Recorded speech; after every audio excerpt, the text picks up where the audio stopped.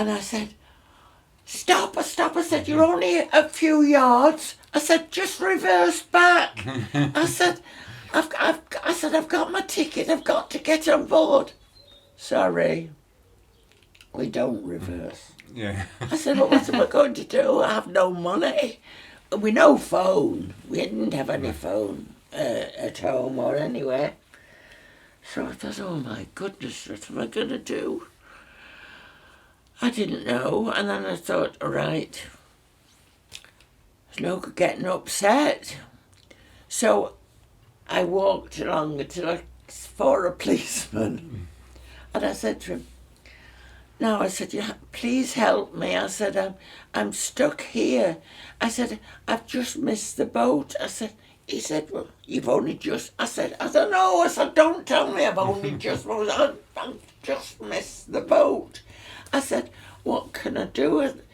He said, well, there's another one tomorrow morning. I said, yeah, well, what am I going to do till then? I said, I'm on my own. I've got no money. I said, I'm just going home for the holiday. And he said, oh, I don't know. He said, wait a minute. And they had police boxes. Yeah. And he said, come with me. And we went to a police box, and he got in touch with someone, and he said, come with me and I'll see if I can do something for you. Oh, I said, what? He said, just come with me. So I followed him, and I didn't know Liverpool at all. And we went walking, and we came to this street which was between the Roman Catholic Cathedral and the Anglican Cathedral, and it was in between. And I think it was called Hope Street. I know that's where all surgeons live, but it wasn't posh. And on the door, it had House of Hope. And he knocked on the door, and this woman came, and yes. And she saw the policeman. She saw me with the policeman. And he explained, and he said, I've got to go now. He said, I'm not, this isn't my beat. And so this woman came in, and I told her what had happened. And she said, well, I don't know if we've got room or not. She said, we'll see. And she said, meanwhile, she said, here's a bucket of potatoes. Stop peeling. If you peel those potatoes, she said, I'll see what we can do. And so I said, okay. So I started a bucket full, and there was a clean bucket there with water to put the potatoes in, and this bucket full. Luckily, I was used to that. But you only had a knife, it wasn't a potato peeler. So I was there doing this, and then she said, I think I might be able to help you. I said, it's only for tonight. I said, tomorrow morning. I said, I've got my ticket and I'll get the boat. And so she said, well, finish doing those potatoes. And then she said, and then come with me. And we went upstairs, and it was a dormitory. And there must have been about 10 on that side and 10 on that side. And they were like, from what I can remember, they were more or less like mattresses on the floor. There must have been maybe something underneath, I don't know. And they were all clean. The sheets were clean and that. And so she said, we'll have our lunch. She said, I can't remember, it's 12 or something.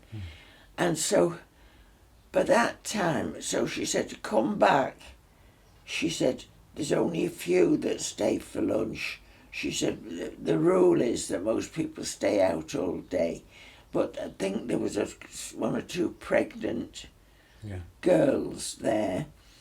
And so I went out, and I thought, I'm not going to go far because I'll get lost. I won't be able to find this place again. So I went, and I think I went to the Anglican Cathedral, and because I'd heard about it, and it hadn't. I don't think it had quite been. They were still finishing touches to it, and I had a look round there. There's the big one on the hill, isn't there? That's the Anglican. That's the great big one. Yes. And then there's the newer one. New one they call Paddy's Wigwam. Yeah, Paddy's Wigwam. Yeah. Which is beautiful, isn't it? Concrete. Yes. Yeah, but beautiful the inside, the lights, the windows in that Roman Catholic Cathedral are beautiful because the light, all the different colours go through, like when they Coventry. Anyway, I went back and we had stew, which was mostly potatoes. Your potatoes. It was like in Liverpool they call it blind scouse. Yeah. Because ordinary scouse... That's where the term scouse comes from, isn't it? From that dish. Yes. Scouser, because of that dish. Right, right. Yeah. And scouse had bits of neck of mutton in, as well as vegetables and mostly potatoes, but blind scouse was without the mutton, without the meat. But anyway, and I had this, and I was dead hungry because I hadn't had any breakfast. Yeah. I was going to get something to eat on the boat, and then I thought, oh gosh, my mum and dad would be worrying where I was. But I thought, oh well, they know. That's quite an adventure, isn't it? What an adventure! Did you get home? When I went up to bed, then I had to clean. The washing up. I had to do that, and no washing, no machine, dishwasher. Mm-hmm. It was all washing up, and then when I went to go to bed, I thought, gosh. Then all these women started coming in, and I thought, what am I going to do? So I got my little cardboard attaché case, and I put it there, and I put my pillow on top of it, and I couldn't, and I pulled the covers up, and I said to the lady, please wake. Oh, she said, you'll be woken up. That's what I was going to say. Anyway, I was tired, and I did think I slept a little bit, but in the middle of the night, the bell kept ringing, and they were bringing people in. Most of them were prostitutes who'd come. They were brought in by the police, and they were coming up. Yeah. So it was a disturbed night, and I was sure that someone would come and pinch my belongings. And how old were you, Joan? I would be, well, Vivian was 19, so I'd be 18 and a half, getting on, yes. Maybe I was just 19, because I think that the holidays started in July, and my birthday was in the June, yes. So I'd be maybe just 19. Yeah. And as I say, the bell kept ringing, women kept being brought in, and some of them, I first learned my first swear words there. Since then, since I've been in the prison for so long, my vocabulary of swear words, I can beat anyone at swearing, but I learnt my first really big swear words. What did it begin with? What letter? One began with a C. Oh, okay. The C bomb, everybody. H-U-K out of white. In C bomb. So, but what happened was we were all woken up at 6 o'clock, and we had bread and marge for breakfast and a cup of tea. And she said, oh, before you go, she said, what money have you got? I said, well, I've just got enough to get myself a drink and a snack on the boat. So she said, forget the money. She said, scrub the hall. So I I can remember plain as anything with a scrubbing brush, and it was tiled. Those red tiles. Yeah. I know what they're called, and I can't remember the name. Is it not terracotta tile? Yes, like that. Yeah. And I had and it was filthy because people had been coming in and out, in and out. And I scrubbed. We got up at 6 o'clock, had our breakfast, and then I scrubbed the hall, and then had a wash, cold water, and went and found my way and got back. Got to the pier head and went in. In those days, in the Isle of Man ferries had a ladies' didn't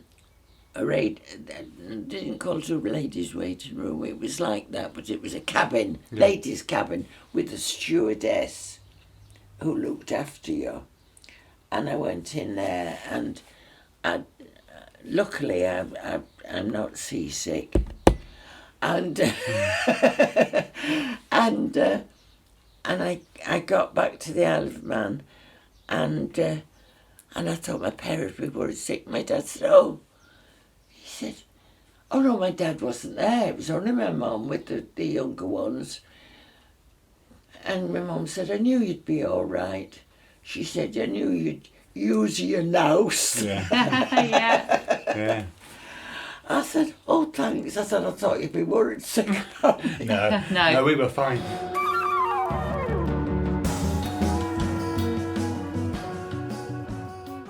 Joan, you mentioned just a moment ago the prisons, Oh, yes. and you said you were in prison. Yes. Did you work there? I built the visitor centre. There was no visitor centre. This is a long story. That's no good you'd be telling you now.